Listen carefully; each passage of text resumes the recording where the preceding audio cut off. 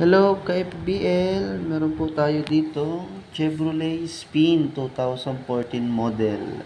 Ang issue po ngayon nito ay compressor po, loss compression na po siya. Ngayon po ay babaklasin na po natin.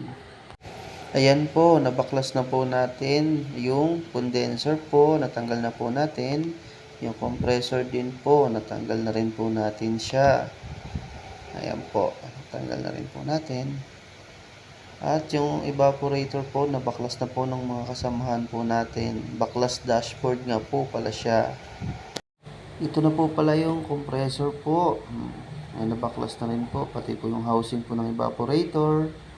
Ito na din po ang condenser. Pa-flushing po natin yan. At yung evaporator po, ipa-flushing. Ito din po yung ibang parts. Hindi ko na lang din po nakuhanan pa po yung iba. Dahil po sa dami po ng ginagawa. Salamat po.